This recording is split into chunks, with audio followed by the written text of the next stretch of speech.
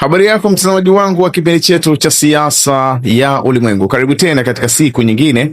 na wakati mwingine wa mwendelezo wa kipindi chetu. Kipindi ambacho kinakujia kwa udhamini wa Mnuko Global Visa Consultants, ambao sio tu washauri wako lakini vile vile ni wasaidizi wako ikiwa katika siku za usoni unakusudia kuelekea katika nchi za ughaibuni, nchi kama za Canada, Uingereza, nchi za Umoja wa Ulaya pamoja na Australia. Unaweza kuwasiliana nao kupitia namba zilizoko chini ya tangazo kwa msaada, ushauri pamoja na mwongozo. Tukielekea katika uchambuzi wetu wa leo, bila shaka siku ya jana Rais Donald Trump alitoa hotuba kuwahutubia wananchi wa Marekani, lakini vile vile na dunia kiujumla kuhusiana na approach ya nchi ya Marekani au mwenendo wa nchi ya Marekani kuhusiana na mgogoro unaoendelea baina ya nchi ya Marekani, Israel pamoja na nchi ya Iran. Katika sehemu ya hotuba yake aligusa mambo kadhaa ambayo tumekuwa tukiyatazama vile vile kwa umakini mkubwa sana kulingana na mwenendo wa vita jinsi unavyokwenda. Kiujumla katika yale aliyozungumza, mojawapo ni malengo ya nchi ya Marekani. Malengo ambayo tumekuwa tukiona yakibadilika siku baada ya siku. Katika siku za nyuma malengo makubwa yalikuwa ni regime change, ili kuifanya Iran kama wenyewe walivyokuwa wanasema to make Iran great again, kuifanya Iran iwe kubwa tena. Malengo ambayo Rais Donald Trump anazungumza, anasema kwamba hivi sasa yameshafikiwa kwa kuondosha sehemu ya utawala uliopita, kwa maana ya kwamba kuwaua baadhi ya viongozi na kuingia kwa utawala mpya ambao sasa hivi sio utawala mgumu kama utawala uliokuwepo, lakini kiuhalisia utawala uliopo ni utawala ule ule, isipokuwa tu nafasi zimeshikwa na watu wengine. Hakuna mabadiliko kama yale yalikuwa yanategemewa katika siku za nyuma ya mtu kama Reza Shah Pahlavi, yule mtoto wa Mohammad Shah Pahlavi aliyekuwa mfalme wa nchi ya Iran, kwamba ndiye aje kuwa kiongozi wa nchi ya Iran. Hilo ni jambo ambalo halijawezekana na wala halijapata umaarufu wa namna yote, especially katika mazingira yaliyoko sasa hivi katika nchi ya Iran. Lakini katika upande wake yeye anaona kwamba regime change au mabadiliko ya kiutawala yamekwisha kutokea kwa kuingia uongozi wa Mujtaba Ali Khamenei.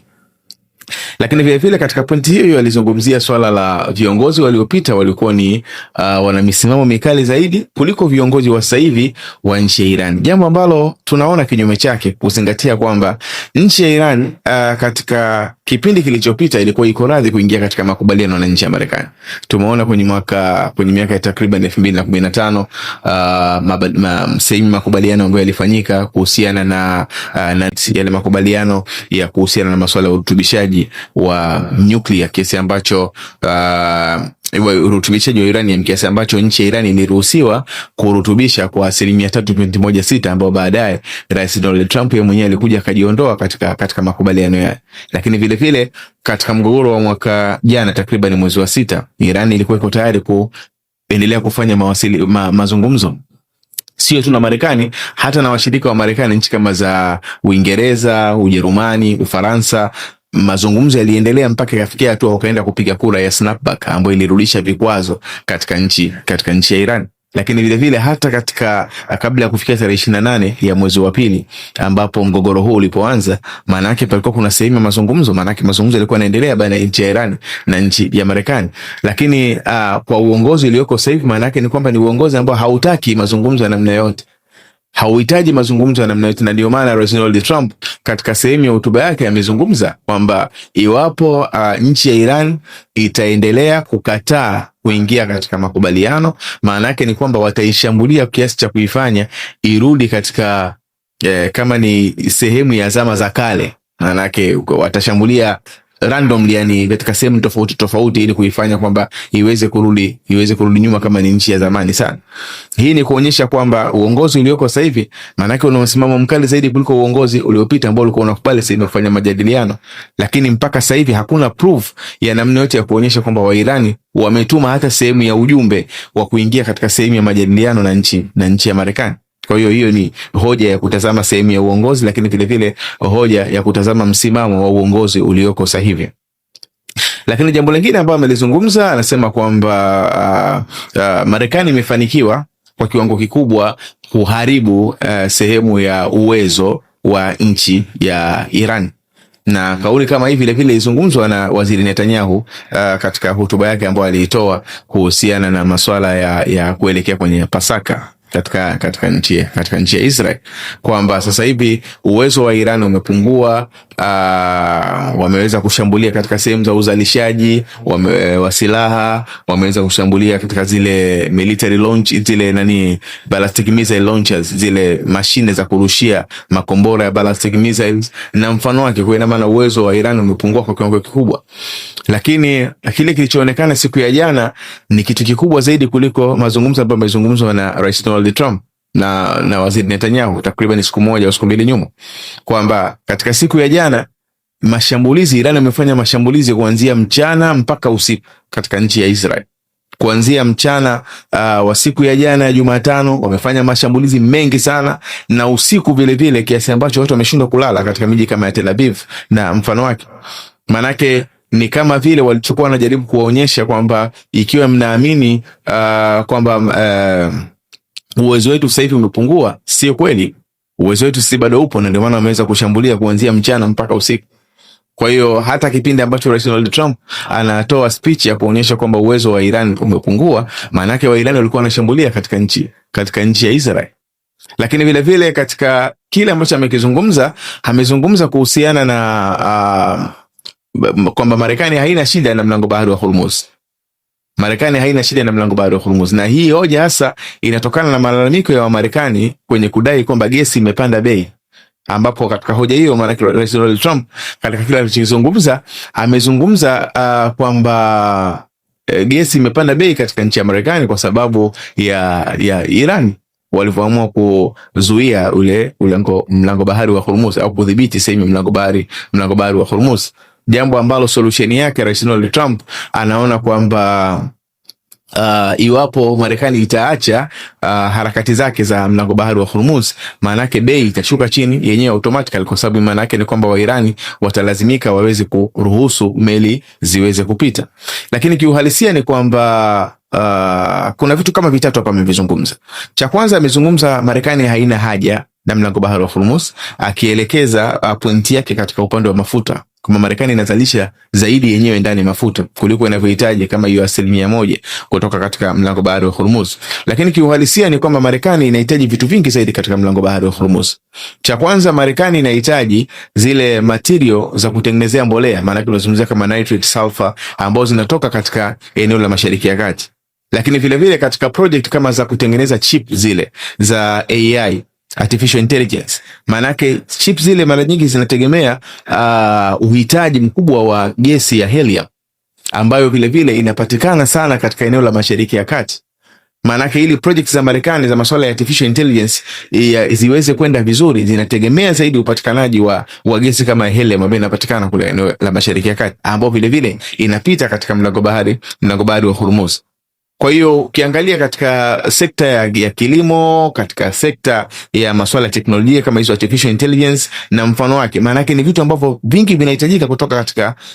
katika mlango bahari wa Hormuz. Kwa hiyo hoja ya kusema kwamba kinachohitajika au Marekani mahitaji yake katika mlango bahari wa Hormuz ni kama 1%, maana yake ni hoja ambayo inakosa usahihi wa moja kwa moja. Lakini jambo lingine la kwamba Iran wamefunga sehemu ya mlango bahari wa Hormuz. Iran hawajafunga mlango bahari wa Hormuz.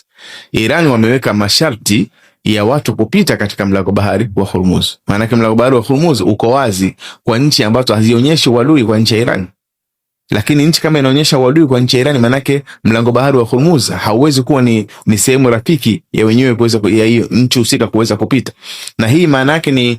kubadilika kwa jiografia ya mlango bahari wa Hormuz kutoka kuwa ni mlango bahari wa kimataifa mpaka kuwa ni mlango bahari wa kitaifa ambao unaweza kuzihusisha nchi mbili ambao tulipata kuzungumza katika siku za nyuma, maana yake nchi ya Iran na nchi ya Oman. Na Abbas Araghchi katika sema majadiliano yake au mahojiano yaliyofanyika takriban siku moja nyuma, amethibitisha kama sisi tulivyozungumza siku za nyuma kwamba kwa namna yote kinachoonekana mbele ni kwamba mlango bahari wa Hormuz unakuja kuwa ni sehemu ya maslahi ya nchi ya Iran na vile vile na nchi ya Oman.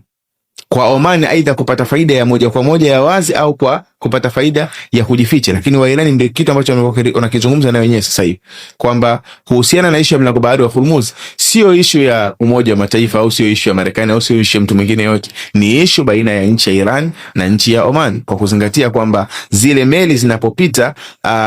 kwanza huwa zinaingilia katika upande wa nchi ya Oman, lakini ili kuweza kufika zinapotakiwa kufika, maana yake vile vile lazima ziingie katika sehemu ya nchi ya Iran. Kwa hiyo automatically ni kwamba mlango bahari wa Hormuz ulikuwa uko wazi, lakini ilisababisha mlango bahari wa Hormuz kufungwa maana yake ni nchi ya Marekani. Kwa hivyo hata kupanda bei za gesi na mfano wake katika nchi ya Marekani, maana yake technically kuilaumu nchi ya Iran inakuwa ni makosa, kwa sababu Iran yenyewe vile vile lazima itazame maslahi yake, kwamba maslahi yetu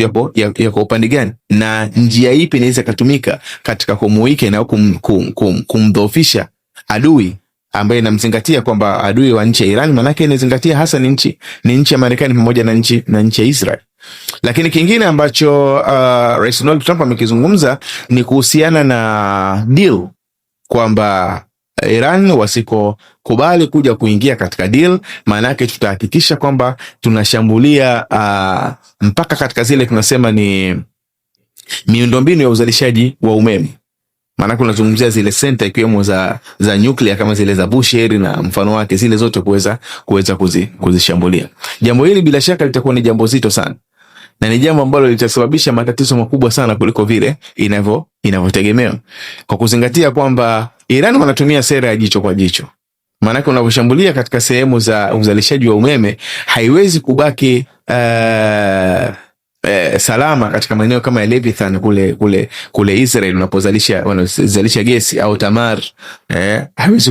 haiwezi kuwa salama, au Karish haiwezi kuwa salama. Manake ni maeneo ambayo yanapatikana katika bahari ya Mediterranean, lakini yapo katika jicho la kundi la Hezbollah. Manake ni maeneo yote yanaweza, kwa sababu kwa sasa hivi manake Israeli yenyewe haijaathirika pakubwa sana, kwa kuzingatia kwamba 75% ya umeme katika nchi ya Israeli unazalishwa katika sehemu kama ya Tamar. Ukiangalia sehemu kama ya Leviathan sasa hivi wameifunga, na Karish wameifunga, lakini sehemu ya Tamar ndio inazalisha takriban kama 75% ya umeme unaozalishwa pale katika nchi ya Israel, na inachangia vile vile katika sehemu kama ya 40% hivi ya upande wa sekta ya nishati ya nchi ya Israel, kwa sababu wanatumia zaidi upande wa gesi kutoka katika hivyo vyanzo, lakini vile vile mafuta wanapata sana kutoka katika nchi kama ya Kazakhstan na Azerbaijan, ndio wanapeleka mafuta mengi katika nchi ya Israel. Sehemu zote hizo ambazo Iran wameshaahidi kwamba ikiwa mtashambulia katika sehemu za uzalishaji wa nishati katika nchi ya Iran, maana yake watafanya mashambulizi katika pipeline ya Azerbaijan ambayo inapeleka mafuta takriban 40% mpaka 60% ya nchi ya Israel. Ndio kwa sasa hivi ina maana Israel haijaathirika pakubwa katika upande huu. Kwa ina maana kushambuliwa katika hizo sehemu ambazo Donald Trump amekuwa akizungumza, tafsiri yake ni kwamba tutashuhudia tatizo kubwa sana katika eneo la Mashariki ya Kati kwa Israel yenyewe pasei, kwa kuzingatia kwamba maeneo hayo mengi yapo katika range. Hii bomba linalosafirisha mafuta kutoka Kazakhstan, kutoka sehemu za Azerbaijan, ni sehemu ambazo zipo katika range ya nchi ya Iran. Lakini vile vile sehemu hizo za gesi kama hizo za Tamar, Karish, Leviathan, zote hizo ni sehemu ambazo wanaweza wakashambulia kutokea katika upande wa Hezbollah, au kwa wenyewe kushambulia direct kutokea Tehran, jambo ambalo litakuwa ni jambo zito sana. Lakini vile vile kwa ahadi ya kwamba eneo lote la Mashariki ya Kati litaingia katika giza, maana yake ni jambo ambalo mpaka sasa hivi wameonyesha kwamba wanaweza wakalifanya, kwa kuona kwamba sehemu nyingi ambazo zimekuwa zikishambuliwa na wenyewe wamekuwa kishambulia kwa mfano huo bila kujali chochote kinaweza kujitokeza. Kwa ina maana idea hii ambayo Donald Trump amekuwa akizungumza, ambayo ya kuahidi kwamba ndani ya hizi wiki 2 wiki 3 ambazo wanakusudia ikiwezekana na kwenda mwishoni mwa mgogoro, inawezekana ikawa ndio mwanzo wa mgogoro mwingine, kwa tatizo kuwa kubwa zaidi kuliko vile linavyotegemewa. Lakini jambo lingine ambalo katika yale ambayo amejaribu kuyazungumza ni kwamba idea vile vile ya ile sehemu ya mlango bahari wa Hormuz, manaka amehusianisha zaidi na watu wenye kuitumia ule mlango bahari wa Hormuz, kwamba ikiwezekana wanatakiwa kama kufanya arrangement ya wao kwenda kufungua ile sehemu ya mlango bahari wa Hormuz, jambo ambalo mpaka sasa hivi linatupa shida kidogo, kwa sababu hakuna utayari wa watu kufanya hilo. Hakuna utayari watu kulifanya hilo, kwa kuzingatia kwamba ili kuweza kufanya movement ya namna yote katika mlango bahari wa Hormuz, maana yake vile vile inahitaji uwe na uwenyeji wa lile eneo husika. Kwa kutegemea tu operation za kutoka katika upande wa anga au kuja na meli kusema kama utafungua mlango bahari wa Hormuz, ili linakuwa ni jambo zito. Na ndio maana inaonekana kwamba mpaka sasa hivi nchi nyingi zimekuwa zikifocus zaidi kwenye kufanya majadiliano au kufanya makubaliano na nchi ya Iran kuliko kuamua kwenda kupigana na nchi ya Iran, kwa sababu imeshaonekana kwamba kwenda kukusudia kushambulia nchi ya Iran maana yake ni tatizo kubwa sana kuliko kwenda kufanya makubaliano na nchi ya Iran. Lakini kuna mambo ambayo Rais Donald Trump hajayazungumza, kwa mfano swala la ground operation, swala la watu kuingia kwa miguu kama plani ya nchi ya Marekani jinsi ilivyo. Na ili jambo manake tunaona kwamba Rais Donald Trump kuto kulizungumza manake ni technique, kwamba ili lisiweze kugrab attention au kupewa umuhimu, na ili hali kwamba kile kinachoonekana katika upande wa ground ni mashambulizi au ni mpango wa nchi ya Marekani kuingia katika nchi ya Iran. Na hasa tunazungumzia kusogea kwa ndege kama za A10 Thunderbolts, F-16 kusogea zaidi katika maeneo ya Mashariki ya Kati. Maana yake ni ndege ambazo kwa kawaida huwa zinatoa support katika upande wa operation za ground. Kwa hiyo ni kuashiria wazi kabisa kwamba ndani ya hizi wiki mbili, wiki tatu, inawezekana kuna operation ambayo inakusudiwa kufanywa na nchi ya Marekani katika upande wa ground. Na lengo kubwa ya operation hii hasa ina focus zaidi katika zile kilo takriban 440 mpaka 460 za uranium hexafluoride, zile za kiwango cha uranium ambacho kimerutubishwa, ambacho amekuwa akikariri kwamba ni kama vumbi ambayo inakusudiwa kwenda kutolewa au kuangamizwa katika nchi ya Iran. Lakini kiuhalisia ni moja katika kitu hatari, kwa sababu sio vumbi, ni gesi. Na uranium hexafluoride ni sehemu ya gesi ambayo kuifikia inawezekana ikawa ni kitu kigumu, kwa kuzingatia kwamba iko deep zaidi, lakini vile vile kufahamika sehemu sahihi kwamba ziko wapi inawezekana pia ikawa tatizo zaidi, pamoja na kwamba inaonekana kwa focus ya nchi ya Marekani hasa wana focus zaidi katika ile center ya katika center kama za Bushehr, ambazo zinaonekana kidogo ziko katika upande ambao unakaribiana na sehemu ya magharibi, kwa maana sehemu ya ile ghuba ya Uajemi. Kwa hiyo inaonekana kama focusing hasa iko katika maeneo hayo, na kwa kuzingatia mazingira pia jiografia ya nchi ya Iran, kwa sababu imekuwa composed au imeundwa zaidi na sehemu za milima ambazo ni ngumu mtu kuingia, lakini wepesi zaidi maana yake unapatikana katika sehemu kama za wanapatikana jamii ya Ahwazul Arab kule upande wa Kuwait na karibia na sehemu za Kuwait, ndio kidogo unaweza ukapata sehemu katika miji ya Ahwaz, unaweza ukapata sehemu ambazo kidogo ziko plain, ambazo vile vile haziko mbali zaidi na sehemu kama za Bushehr. Kwa maana hiyo ni kwamba inawezekana labda wakakusudia kuingilia huko au wakakusudia kuingia katika sehemu za pwani kama maeneo kama ya Bandari Abbas na mfano wake, lakini ni mazingira ambayo tunaona kwamba inawezekana kana na sintofahamu kubwa sana kuliko vile inavyozungumzwa na Rais Donald Trump. Kwa hiyo kiujumla ni kwamba hotuba yake ambayo inachukua kama dakika 18 mfano wake, hatukuona kwamba ni hotuba ambayo inakuja na solution zaidi au uelekeo uliokuwa ambao una uelekeo mzito, kwa maana kwamba uelekeo ambao unaita hakikisho ya kule mambo jinsi yanavyokwenda, kwa sababu mengi tunaona kwamba anazungumza mambo ya nyuma kama ile kwamba plani ya kwamba tunataka tufanye kitu gani, ambayo hiyo maana yake ilikuwa ni hotuba za mwanzo wa mgogoro huu wakati unaanza. Lakini vile vile mambo mengi ambayo anazungumza ni mambo ambayo hayatoi solution kamili ya tatizo lililopo na uelekeo wa jambo jinsi ulivyo, na kile kinachotegemewa ndani ya wiki tatu hizi ni kitu gani kikubwa ambacho kinaweza kikafanyika, ambacho Marekani anaweza kukifanya bila Irani kuweza kusababisha matatizo kwa jamaa wanaopatikana katika eneo la Mashariki ya Kati, kwa assets za Marekani katika eneo la Mashariki ya Kati, lakini vile vile hata katika upande wa Israel bado hakuna solution ya moja kwa moja. Na hata ukiangalia katika upande wa jamaa ambao wazungumza kwamba ikiwezekana wao waunganishe nguvu kwenda kufungua katika mlango bahari wa Hormuz, kwa sababu Marekani yenyewe imeshafanya kazi yake. Ni hasa wanawazungumzia memba wenzake wa NATO, na hii ni kuonyesha kwamba Marekani kwa administration iliyoko sasa hivi, kwa utawala ulioko sasa hivi, ni utawala ambao haukubaliani na mwenendo wa NATO, kwa sababu NATO imeshindwa kuwasaidia katika operation yao. Kwa hivyo kinachotegemewa katika siku za mbele, maana yake Marekani inaweza ikafanya disturbance kubwa katika upande wa NATO.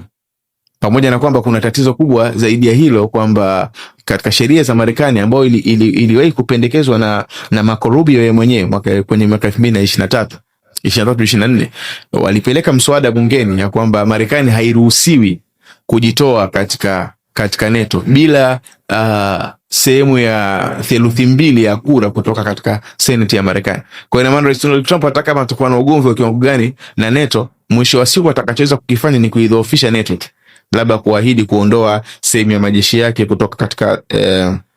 nchi za Ulaya au kuto kupeleka pesa katika NATO na mfano wake. Lakini ile kusema kwamba atajitoa katika NATO moja kwa moja, maana yake ni jambo ambalo linahitaji kuungwa mkono vile vile na wajumbe wa Senate, jambo ambalo kwa upande mmoja mwingine inawezekana